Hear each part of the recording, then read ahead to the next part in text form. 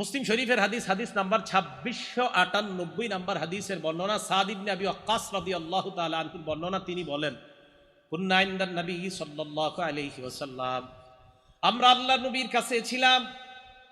আল্লাহর নবী হঠাৎ আমাদেরকে বললেন, আয়াজিজু আহাদুকুম আইয়াকসিবা আলফা হাসানা, তোমাদের মধ্যে কেউ কি অক্ষম 1000 সওয়াব কামাই করতে অক্ষম?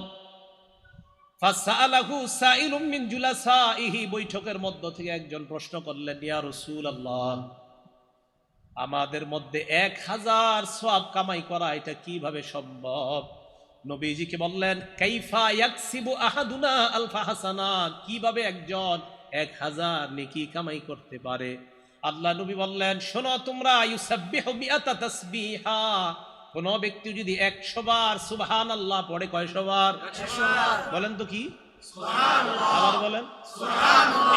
এতটুকুই বাস, আবার বলেন সুবহানাল্লাহ। আল্লাহ নবী বলেন, 100 বার যদি কোনো বান্দা সুবহানাল্লাহ বলে, ইউকতাবু লাহু আলফু হাসানা, তার আমলনামায় 1000 নেকি লিখে দেওয়া হয়। সুবহানাল্লাহ। নবীজি বলে, 1000 নেকি যদি তোমার আমলনামায় লেখা নাও হয়, আও ইউহাত্তু আনহু আলফু খাতিয়া, তোমার আমলনামা থেকে 1000 গুনাহ মুছে দেওয়া হয়। সুবহানাল্লাহ। তাহলে 100 বার সুবহানাল্লাহ পড়বেন, হয়তো 1000 সওয়াব হবে, অথবা 1000 গুনাহ আপনার জীবন থেকে আল্লাহ মুছে ধুয়ে মুছে সাফ করে দিবেন। আল্লাহ আমলগুলা করা দরকার আছে না? আল্লাহ আমাদের সকলকে আমল করার তৌফিক দান করুন। এখন এই সুন্নতগুলা পালন করা সহজ হবে, সম্ভব হবে কখন? যদি আমরা রাসূল আকরাম সাল্লাল্লাহু আলাইহি সাল্লামকে মহব্বত করতে পারি, তাহলে এই সুন্নতগুলা পালন করা আমাদের জন্য সহজ হবে। সূরা তাওবা আয়াত নাম্বার 24 নাম্বার আয়াত, আয়াতটা শুনেন, অনুবাদটাও শুনেন। আল্লাহ বলেন, কুল ইন কানা আবাউকুম, যদি তোমাদের বাবা, ও আবনাউকুম, যদি তোমাদের সন্তান, ওয়া ইখওয়ানুকুম, যদি তোমাদের ভাই, ওয়া আজওয়াজুকুম, যদি তোমাদের বিবি, ওয়া আশিরাতুকুম, যদি তোমাদের পরিবার, ওয়া আমওয়ালুন ইকতারাফতুমুহা, যে সম্পদ কামাই করো ওই সম্পদ যদি, ওয়া তিজারাতুন তাখশাউনা কাসাদাহা, যে ব্যবসায় লস খাওয়ার টেনশনে থাকো ওই ব্যবসা যদি, ওয়া মাসাকিনু তারদাউনাহা, যেই বাসস্থান তোমরা পছন্দ করো এই বাসস্থানগুলা যদি, কি যদি?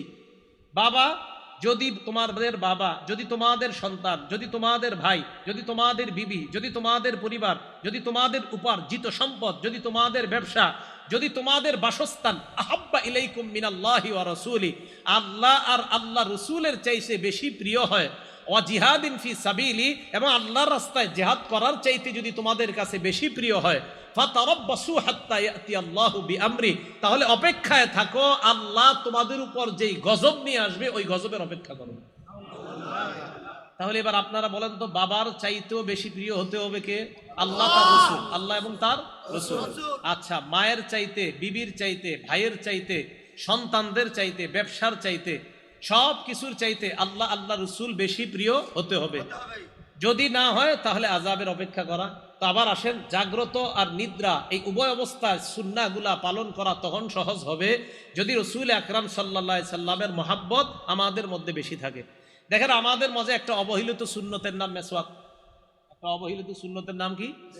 মেসওয়াক। রাসূল আকরাম সাল্লাল্লাহু আলাইহি সাল্লাম, আরেকটা কথা, যখন আপনারা রাতের বেলা ঘুমাবেন, ক্বালা রাসূলুল্লাহি সাল্লাল্লাহু আলাইহি ওয়াসাল্লাম, আল্লাহ নবী বলেন, ইদা আওয়াইতা ইলা ফিরাশিক ফাতাওয়াদ্দা ওযুআকা লিস-সালাহ, নামাজের জন্য যেইভাবে ওযু করো ঘুমের আগে ঠিক ওইভাবে ওযু করবা। তাহলে রাতের বেলা ঘুমের আগে ওযু করা, ঘুমের আগে কি করা? আচ্ছা, ওই ওযুর আগে একটা কাজ করবেন, মেসওয়াক করা। বলেন কি করা? মেসওয়াক করা। বলছিলাম একটা অবহেলিত সুন্নতের নাম বর্তমানে মেসওয়াক। অথচ রাসূল আকরাম সাল্লাল্লাহু আলাইহি সাল্লাম বলেন, সহিহুল জামে 2375 নাম্বার হাদিস, 2375, এই হাদিসের মধ্যে রাসূল আকরাম সাল্লাল্লাহু আলাইহি সাল্লাম বলেন, উমিরতু বিসসিওয়াক হাত্তা খাশিতু আন আদরাদা, আমার মেসওয়াকের ব্যাপারে এত বেশি বলছে আল্লাহ তাআলা, জিবরাইলের মাধ্যমে এত বেশি হুকুম করছে, আমার মনে হলো যে মেসওয়াক করতে করতে না জানি আমার দাঁতগুলা পড়ে যায়, এত বেশি আমি আশঙ্কা করে ফেললাম। 376 নাম্বার হাদিস, রাসূল আকরাম সাল্লাল্লাহু আলাইহি সাল্লাম বলেন, উমিরতু বিসসিওয়াক হাত্তা খাশিতু আইয়ুক্তাবা আলাইয়া, আমাকে আল্লাহর পক্ষ থেকে এত বেশি মেসওয়াক করতে বলা হলো, আমি আশঙ্কা করে ফেললাম না জানি মেসওয়াক করাটা আমার উপর আল্লাহ ফরজ করে দেয়। বুখারী শরীফের 887 নাম্বার হাদিস, ক্বালা রাসূলুল্লাহ সাল্লাল্লাহু আলাইহি ওয়াসাল্লাম লাউলা খাশিতু, নবীজি বলেন লাউলা, আমি যদি আশঙ্কা না করতাম, লাউলা আন আশুক্কা আলা উম্মতি, আমি যদি আমার উম্মতের ব্যাপারে আশঙ্কা না করতাম, লা আমারতুহুম বিসওয়াকি ইনদা কুল্লি সালাহ, আরেক বর্ণনায় মা কুল্লি সালাহ, আমি যদি আমার উম্মতের জন্য কষ্টকর মনে না করতাম, লাউলা আন আশুক্কা আলা উম্মতি, আমার উম্মতের জন্য যদি কষ্টকর না হতো তো উম্মতকে বলতাম 5 ওয়াক্ত নামাজের আগে যেন মেসওয়াক করে। 5 ওয়াক্ত নামাজের আগে কি করে? নবীজি 5 ওয়াক্ত নামাজ না এমনি মেসওয়াক করতেন, অনেক সময় এমনি, প্রায় সময় নবীজি মেসওয়াক করতেন।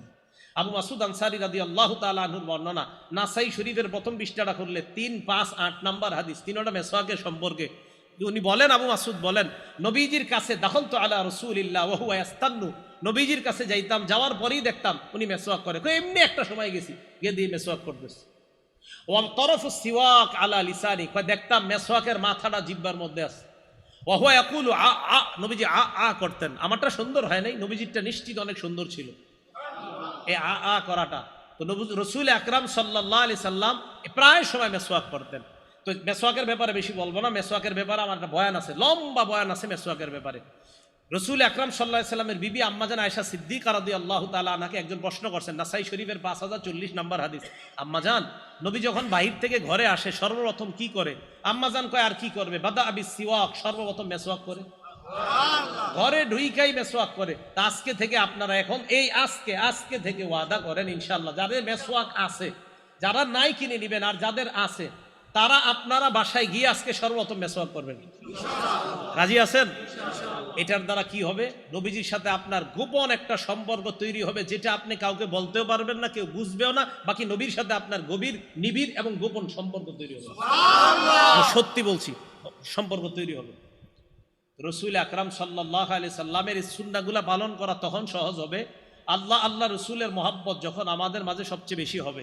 মুসলিম শরীফের 43 নাম্বার হাদিস, এই হাদিসের মধ্যে আসছে, ক্বালা রাসূলুল্লাহ সাল্লাল্লাহু আলাইহি ওয়াসাল্লাম, আল্লাহ নবী বলেন, সালাসুন মান কুন্না ফীহি ওয়াজাদা বিহিন্না হালাওয়াতাল ঈমান, 3টা গুণ যদি কোনো মানুষ অর্জন করে ফেলে, 3টা গুণ যদি কারো মধ্যে থাকে, ওই ব্যক্তির মধ্যে আল্লাহ পাক রব্বুল আলামিন ঈমানের স্বাদ তৈরি করে দেয়। 3 গুণ যদি কেউ অর্জন করে, কারো মধ্যে 3টা গুণ থাকে, ওয়াজাদা, এই ব্যক্তি পাবে, বিহিন্না, এই 3 গুণের মাধ্যমে হালাওয়াতাল ঈমান, ঈমানের স্বাদ উপভোগ করতে পারবে। 1 নাম্বার, মান কানাল্লাহু ওয়া রাসূলুহু আহাব্বা ইলাইহি মিম্মা সিওয়াহুমা, 1 নাম্বার, আল্লাহ রসুল ওই ব্যক্তির কাছে দুনিয়ার সবচাইতে বেশি ভালোবাসার পাত্র হতে হবে, তাহলে ওই ব্যক্তি ঈমানের স্বাদ পাবে। 2 নাম্বার, ওয়া আইয়ুহিব্বাল মারআ লা ইউহিব্বুহু ইল্লা লিল্লাহ, কোন মুসলমান অন্য কোন মুসলমানকে ভালোবাসা একমাত্র আল্লাহর জন্য ভালোবাসা। 3 নাম্বার, রাসূল বলেন, ওয়া আইয়াকরাহা আইয়াউদা ফিল কুফরি বাদা আন আনকাদাহু আল্লাহু মিনহু কামা ইয়াকরাহু আইয়ুকযাফা ফিন্নার, আমরা আগুনের মধ্যে পড়া যেমন অপছন্দ করি, ওই ব্যক্তিকে আল্লাহ কুফরি থেকে ফিরিয়ে আনার পর ওই ব্যক্তি কুফরিতে যাওয়াটাও তেমন অপছন্দ করে, যেমন ভাবে ওই ব্যক্তি আগুনে যাওয়াটা যেমন অপছন্দ করে, কুফরিতে যাওয়াও যদি তার কাছে তেমন অপছন্দ হয়, তাহলে তার অন্তরের মধ্যে আল্লাহ ঈমানের স্বাদ তৈরি করে দেন। তাহলে 3টা, 1 নাম্বার, মান কানাল্লাহু ওয়া রাসূলুহু আহাব্বা ইলাইহি, আল্লাহ রসুল সবচাইতে বেশি মহব্বতের পাত্র হতে হবে।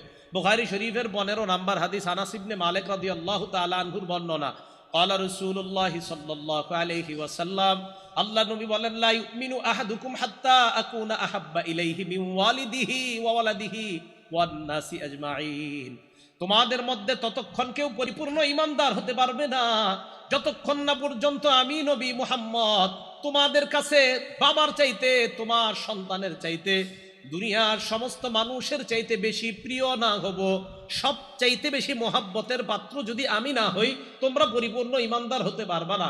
আরেকটা বিষয় দেখেন, আপনার মন অনেক কিছুই চায়, রাত্রে ঘুমানোর সময় আপনার মন চাইবে, আরে থুর আজকে মেসওয়াক না করলে কি হবে, রাত্রে শোয়ার সময় শয়তান বলবে আজকে একটু ওযু না করলে কি হবে, রাত্রে শোয়ার সময় শয়তান বলবে নবীর শিখানো দোয়াটা আজকে না পড়লে সমস্যা কি, এই কথাগুলো শয়তান আপনাকে দিবে।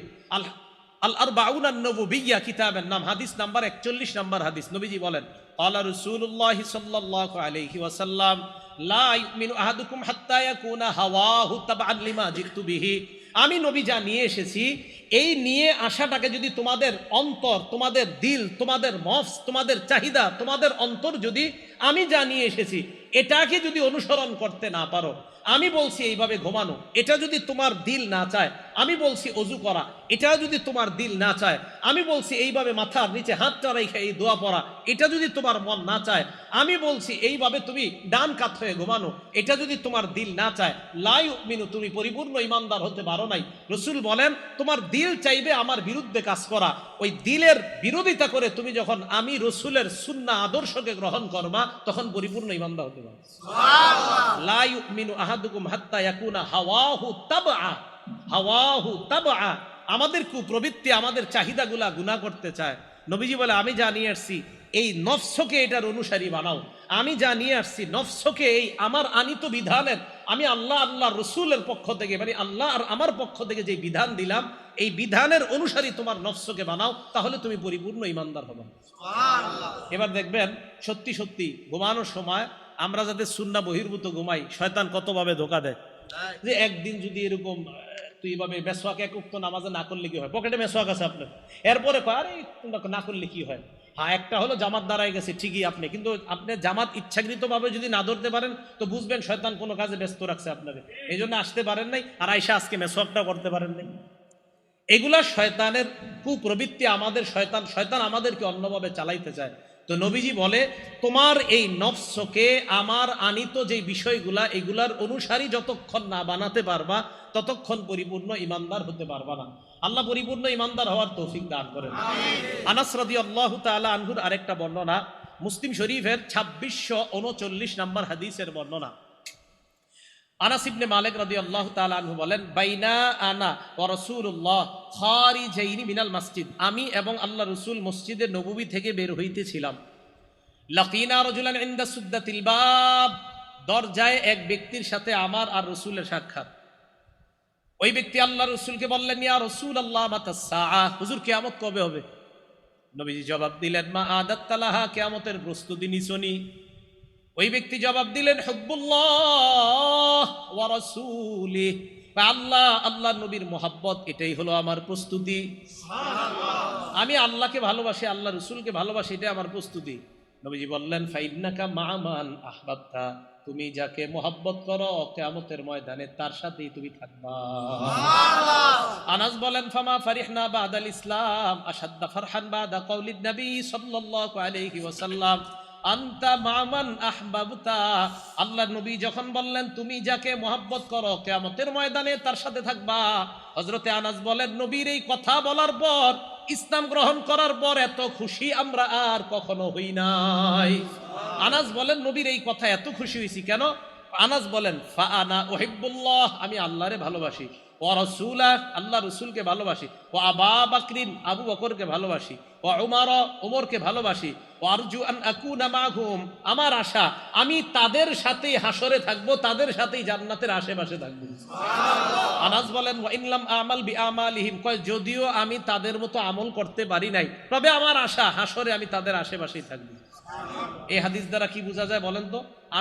আমরা যাদেরকে মহব্বত করব, তাদের মতো যদিও এত বেশি আমল করতে পারবো না, আসলে সম্ভব না, সাহাবাদের মতো তো আমি আপনি আমল জীবনে করতে পারবো না, কিন্তু মহব্বত করবো, যে না নবীর সাহাবাদেরকে মহব্বত করি, রসুলকে মহব্বত করি, আশা করা যায় নবী সাহাবাদের ওলামাদের আশেপাশে আমরা থাকবো ইনশাআল্লাহ। এবার বিপরীত দিকে দেখেন তো, আপনি মহব্বত যদি অন্য কাউরে করেন। আরেকটা হাদিস শোনেন তাহলে, মুসলিম শরীফের 2640 নাম্বার হাদিস, আগেরটা বললাম 2639, এটা হলো 2640। এই হাদিসের বর্ণনাকারী আব্দুল্লাহ ইবনে মাসউদ রাদিয়াল্লাহু তাআলা, আব্দুল্লাহ ইবনে মাসউদ রাদিয়াল্লাহু তাআলা আনহু বলেন, যা রাজুলুন ইলান নবী সাল্লাল্লাহু আলাইহি ওয়াসাল্লাম, এক ব্যক্তি আল্লাহ নবীর কাছে আসলেন। আসার পর আল্লাহ নবীকে বললেন, ইয়া রাসূলুল্লাহ কাইফা তারা ফি রাজুলিন আহাব্বা কওমান ওয়া লাম্মা ইয়ালহাক বিহিম, হুজুর ওই ব্যক্তির ব্যাপারে আপনি কি বলেন, যেই ব্যক্তি কোন সম্প্রদায়কে ভালোবাসে, আপনাদের এলাকার কোনো মানুষ আলেমদেরকে মহব্বত করেন, কিন্তু আলেমদের মতো এত পরিমাণ আমল করতে পারেন না, আসলেই পারবেন না, সারাক্ষণ তারা হয়তো কল আল্লাহ না হয় কলা রসুলুল্লাহ নিয়ে আসে, তো সারাক্ষণ সওয়াবের মধ্যে থাকে, বিশেষ করে হেফসখানা মুক্তবে যারা আছে তারা তো 24 ঘন্টা আমল জারি আছে তাদের। এখন আপনাদের এলাকার কেউ আলেমদেরকে মহব্বত করেন কিন্তু তাদের মতো আমল করতে পারেন না। এক ব্যক্তিকে নবীজিকে বললেন, হুজুর ওই ব্যক্তির ব্যাপারে আপনি কি বলেন, যে ব্যক্তি কোনো সম্প্রদায়কে মহব্বত করে কিন্তু তাদের মতো আমল করতে পারে না, তার ব্যাপারে আপনি কি বলেন? নবীজি বললেন, আলমার উমান আহাব্বা, মানুষ তাদের সাথেই কিয়ামতের মাঠে থাকবে যাদেরকে সে মহব্বত করে। এই কথাটা সারা জীবন মনে রাখেন, আমি যাকে মহব্বত করব তার সাথে আমার হাসর হবে। আজকাল অনেকে দাবি করে দেখবেন, আমি কি কম নামাজ পড়ি, আমি কি কোরআন রিসার্চ কম করি, বা আমি কি হাদিস রিসার্চ কম করি, এরকম বলে অনেকে। কিন্তু উনি কোরআনও রিসার্চ করে, হাদিসও রিসার্চ করে। এইগুলা রিসার্চ করার পর ওনার ফলাফল কি বাইরে জানেন? উনি এইগুলা রিসার্চ করার পর ফলাফল বের হয় যে এতদিন বাংলাদেশের হুজুররা যা বলছে ইসলাম সব এরা ভুল বুঝাইছে আপনাদেরকে। তখন একটা বইয়ের নাম দিয়ে দিবে, প্রকৃত ইসলাম ও নকল ইসলাম। কি নাম দিবে? ওলামায়ে কেরাম যে আদর্শ আপনাদেরকে শিখাইতেছে কোরআন সুন্নাহ, এটার নাম দিবে নকল, আর ওনারটার নাম দিবে প্রকৃত। তখন উনি আপনাকে বলবে ওই হাদিসগুলা মানা যাবে না, কারণ এই হাদিসগুলার সাথে কোরআনের ওই আয়াতের সাংঘর্ষিক, ওই হাদিসগুলা মানা যাবে না, এটার সাথে কোরআনের ওই আয়াতটা মিলতেছে না, আপনাকে এরকম বুঝাবে। তো মনে রাখবেন, আপনি যদি ওই ব্যক্তিকে মহব্বত করেন, যেই ব্যক্তি আপনারে বুঝাইতে বুঝাইতে এক পর্যায়ে মসজিদ থেকে বের করে ফেলে, তো কিয়ামতের মাঠে আপনি তার সাথেই থাকবেন। এই জন্য ভয়ঙ্কর অবস্থার মধ্যে আমরা আছি, এটা কিন্তু মাথায় রেখেন। রাসূল আকরাম সাল্লাল্লাহু আলাইহি সাল্লাম বলে, আমার উম্মত শেষ জামানায় তোমরা একজন আমল করবা, 50 জনের সওয়াব তোমার আমলনামায় লেখা হবে। সুবহানাল্লাহ। সাহাবারা নবীজির প্রশ্ন করলেন, হুজুর কোন 50 জন, আমাদের 50 জন না ওই জামানার 50 জন? নবীজি বললেন, বাল মিনকুম 50, বরং তোমাদের 50 জনের সওয়াব আমার শেষ উম্মতের এক ব্যক্তিকে দেওয়া হবে। সুবহানাল্লাহ। এই জন্য এই যুগে একবার ওইটাতে যাওয়া, একবার ওইটাতে, মানে চারোদিকে আপনি খালি দৌড়ান, না মনে হয় ওখানে ঠিক, ওখানে ঠিক। এত দৌড়াদৌড়ি বাদ দিয়ে মসজিদ মাদ্রাসা ধরেন, ইনশাল্লাহ ঠিক থাকবেন।